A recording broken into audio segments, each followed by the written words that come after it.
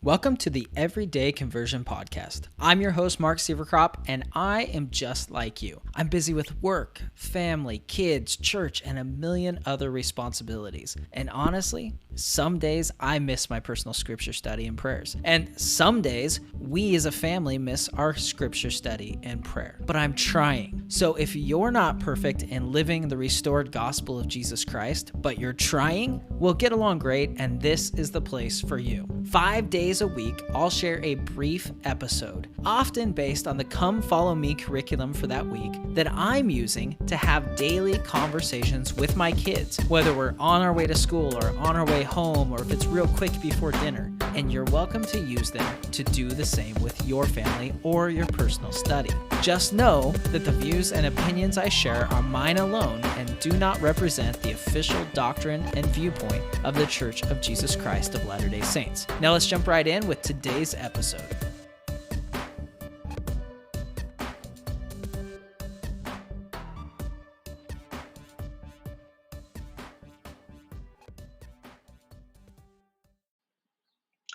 All right, welcome back to the Everyday Conversion Podcast. This is episode 53. You can find the links to everything we talk about today at everydayconversion.com/BOM53. And my studies this week, well, first off, I haven't recorded an episode, and there's a good reason for that. I've been studying, but my daughter and my kids are home, obviously, because of quarantine and the stay-at-home orders and whatnot. My daughter, for her PE requirements for school, has been participating in a inter-school running challenge to see whether her school, which is the 5th and 6th grade, can beat the middle school, which is 7th and 8th grade, in how many miles they run this week. And so what's been happening is after my workout in the morning, my daughter has been running a mile and wanting me to run with her. So I've been doing that. And that has taken up the time that I typically use to record the podcast. So it's for good reason, but I do apologize for not having an episode. And I'm still alive, which is good. The Monday when we ran, I was studying, and my daughter came down and said, "Okay, I want to run. Will you run with me?" And I'm like, I'm in the middle of studying. I need to record the podcast. And I was like, no, you know what? This is important. I'll do it with her.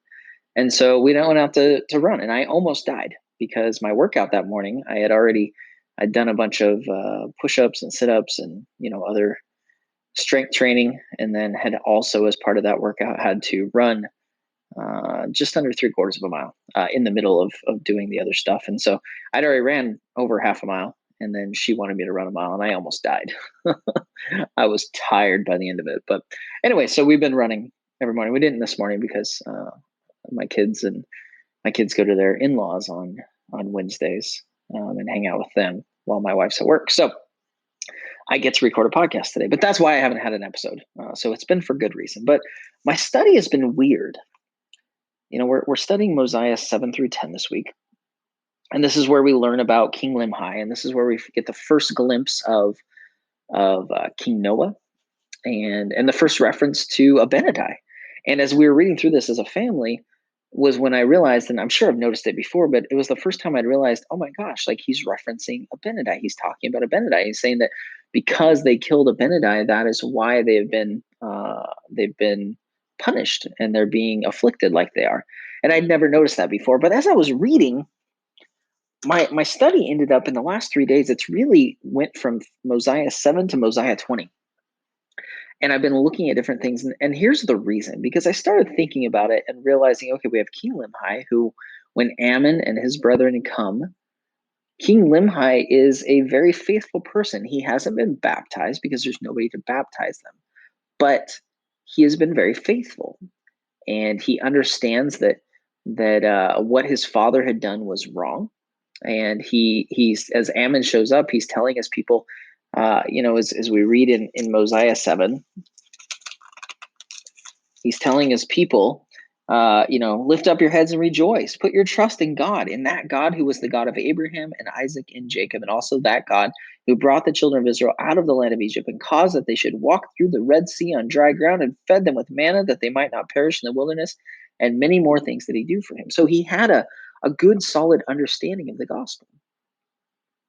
And so I started thinking about it. It's like, okay, well, it's interesting because, okay, this is Limhi, and he's been very faithful, but his father is one of the more wicked people, certainly one of the more wicked rulers in the Book of Mormon. I mean, he is a bad dude, and the people he surrounds himself are bad dudes.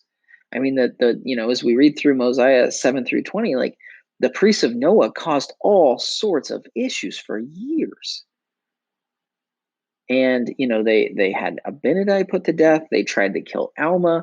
And so, but then you have Zeniff, who uh, wasn't a bad person.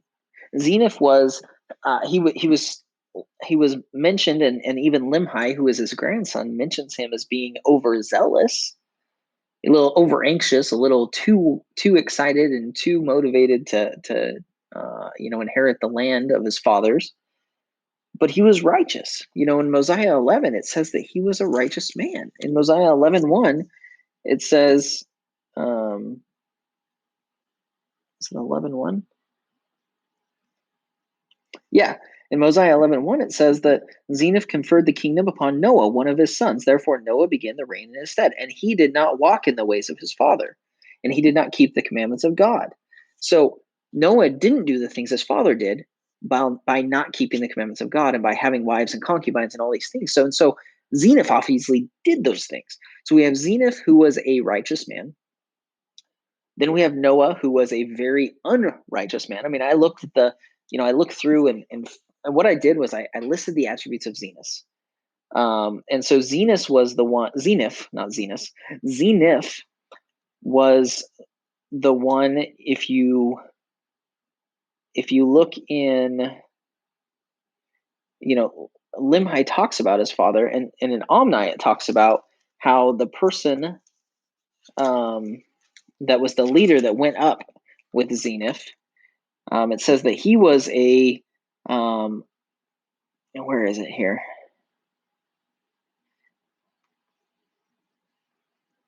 Oh, that's Words of Mormon. That's why I can't find it. I'm like, where is it? Let's see. There was a large number that went up to possess the land of inheritance, and they went up in the wilderness. Their leader, being a strong and mighty man and a stiff-necked man, he caused contention among them, and they were all slain, and they returned. It came to pass that they also took others to a considerable number and took their journey into the wilderness. And then if you read in, where was it? Where was it that he talks about that?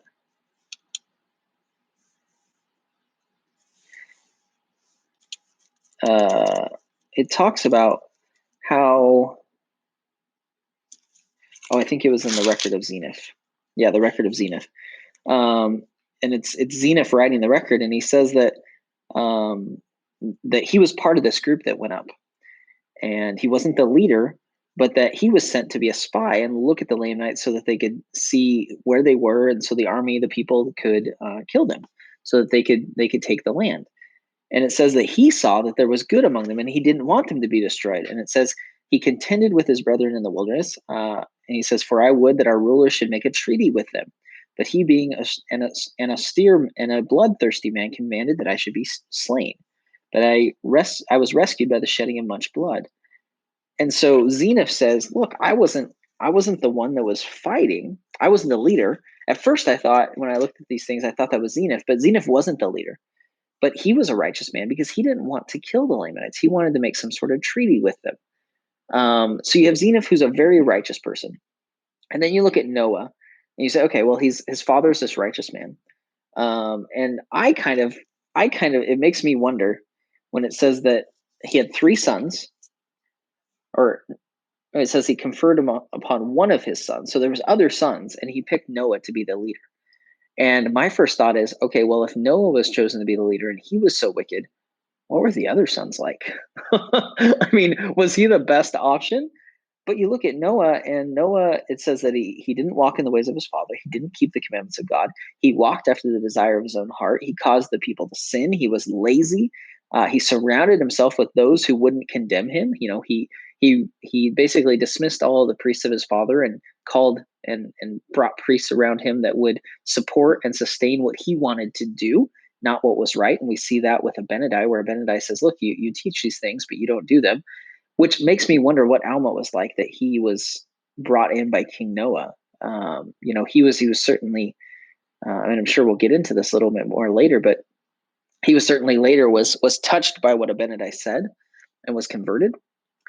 But at some point he wasn't, because he was one of the ones that King Noah picked. And he was one of the ones that obviously was chosen because uh, he wouldn't condemn King Noah and what King Noah was doing. So that's interesting. But so you have King Noah, who's this really, really bad dude. And then you have Limhi, who reigns in his father's stead once his father is chased out and flees to the wilderness with his priests. Limhi becomes king. And if you look at the attributes of Limhi, in Mosiah 19, where King Limhi takes over,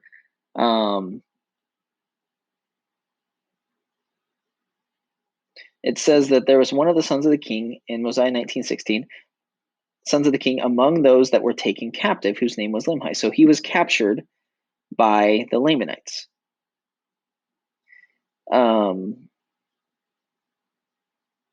And I haven't read all this, so it is a little bit. I'm trying to pick through things here, but it says in verse 17, it says, Limhi was desirous that his father should not be destroyed. Nevertheless, Limhi was not ignorant of the iniquities of his father, he himself being a just man. So you have Limhi, who's a just man. He knew what his father had done. He knew the type of person his father was. He wasn't, love was not blind in this instance. Like, he didn't want his father to be destroyed. He loved his father, but he also understood the type of man that he was. It says that he was a just man. In Mosiah 19:27, it says that when Limhi was made king, he established peace among his people. In Mosiah 20, we have where they're fighting against the Lamanites, and the Lamanite king falls among the dead, but he's still alive, and they bring him to Limhi, and all the people are like, hey, let's kill him. And Limhi's like, nope, let's not. Bring him to me that I can talk to him.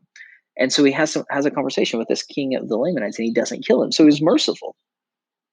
And then in Mosiah 7, this is before they find Alma and his brethren, and they can't be baptized yet because Ammon doesn't believe that he's worthy to baptize them. So if we get to Mosiah, let's see here, where is that at? Mosiah chapter 21, it says that they were desirous to be baptized, King Limhi and many of his people. And Ammon declined to do this thing, considering himself an unworthy servant. So they did not join the church, but they wanted to. They wanted to be like Alma, but they couldn't yet. So when Ammon comes, Limhi has a very good grasp on the gospel. He uses covenant language. He refers to the God of Abraham and Isaac and Jacob, which is specifically, and we've talked about that in different episodes, and I can't remember where it was, so I can't tell you where it was, but it was in a previous episode where I realized that when somebody says the God of Abraham, Isaac, and Jacob, really what they're doing is they're invoking and they're reminding us of the covenant of Abraham, the Abrahamic covenant. And so Limhi has a really good grasp on all these things. Not only that, he surrounded himself with righteous men. His father got rid of his grandfather's priests, brought in priests that would do whatever he wanted, and they were very wicked. And we learn that because they hide out in the woods and they abduct people, the daughters of Lamanites, and cause all sorts of issues. But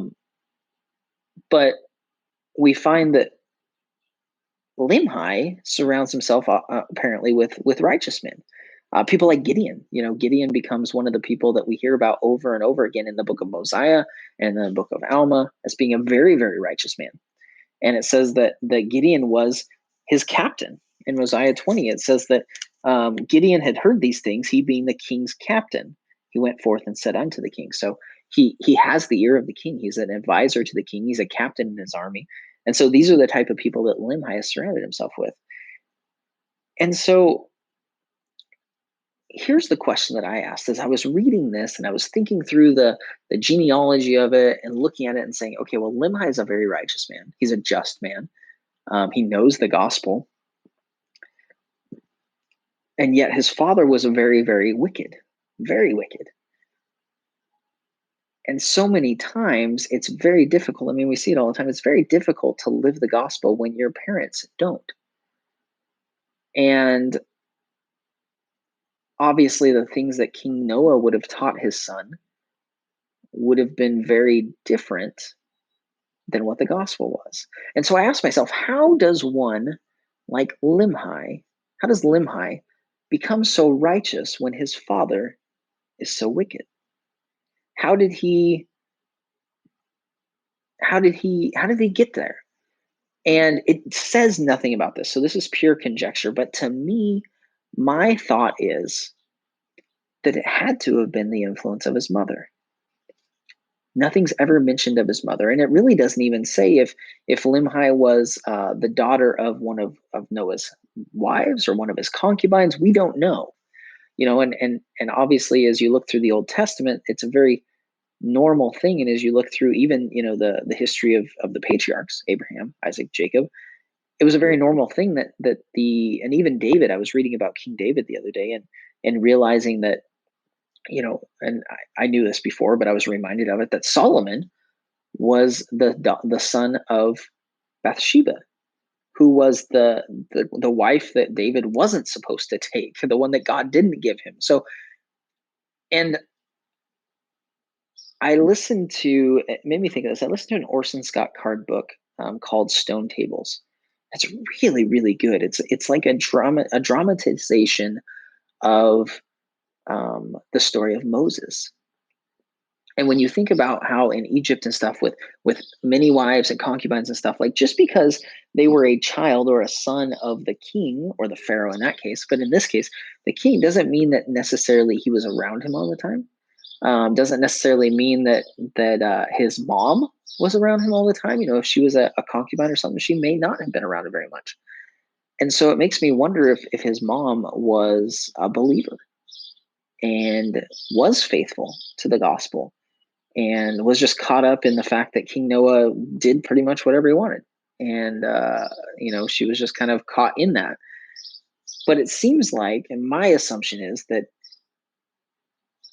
King Limhi's mother taught him the gospel and provided that gospel foundation for him. Because how else do you get to that point?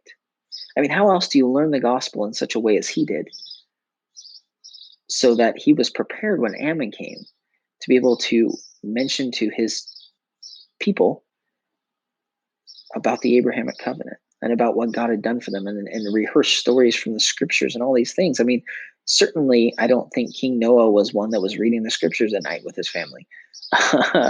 So, how does one get to that point? And I think it's just another instance in the Book of Mormon of where it points out the importance and the value of a mother and a mother's teachings. And like I said, it doesn't say that explicitly anywhere in here, but I think my unofficial, the not the gospel according to Mark, but the unofficial commentary of Mark is that King Limhi's mother had a massive impact on his life, and she is the reason that when he was made king, when he was set over this people, when his father was what ran, turned tail and ran, that he was able to bring the people back to the gospel a little bit, and to recognize that they were being punished because of the sins of his father and his father's priests and all those things, and really get them back on track so that they were prepared to accept the gospel when Ammon came and shared with them about King Mosiah and the ability to be an interpreter, and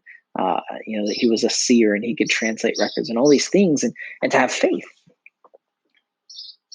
So to me, as I was studying, like I said, this was a really weird study because it spanned 15 chapters that we aren't even supposed to be reading yet.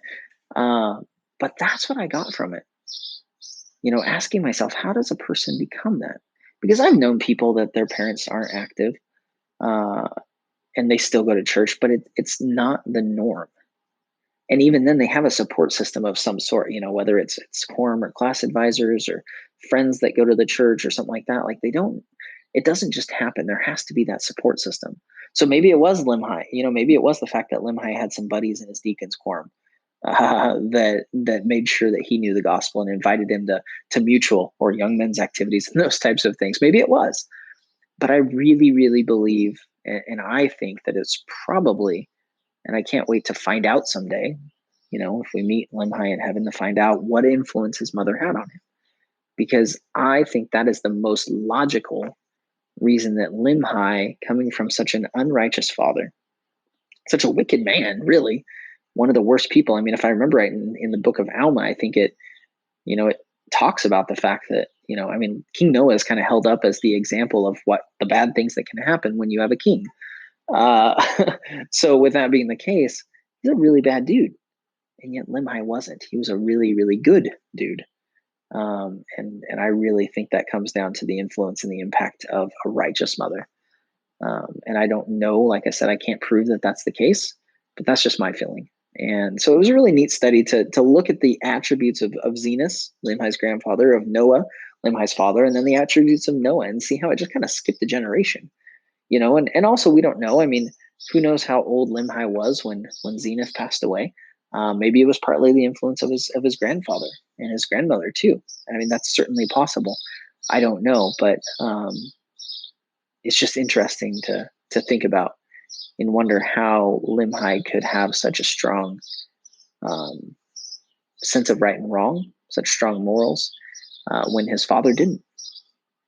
And it could be certainly the blessings of the Spirit as well. But I really think, I feel like it may have something to do with about his mother and what his mother perhaps was able to teach him and instill in him as he was growing up. So anyways, you can get the links to everything we talked about today at everydayconversion.com/BOM53. And I'll try to put the links to all those things that I mentioned. There's a lot of different scriptures. And like I said, it spanned a lot of different chapters in Mosiah, but I'll try to get them all in there. And you can see all those and kind of follow my thought process with regards to each of their attributes. And we will see you in the next episode. All right, that's it for today. Now, I know you want to hang out with me longer, but we both have a ton of things to do today, including living the gospel and trying to be like Jesus. Cue primary children singing. I'm trying to be like Jesus. But hey, if you want to get the links to everything we talked about today, you can find it on the episodes page of everydayconversion.com. You can also do cool stuff like subscribe to the show on your favorite podcast listening platform, sign up for email notifications of new episodes, and connect with us on social media there. It's kind of like a virtual church library without the militant librarians or a piece of paper to sign out your 3 tiny pieces of chalk for your lesson. Also, just remember, I do my best to make sure my opinions are in line with official church doctrine, but they are just that. They're my opinions. For official doctrine and viewpoints, I recommend you go to churchofjesuschrist.org or comeuntochrist.org.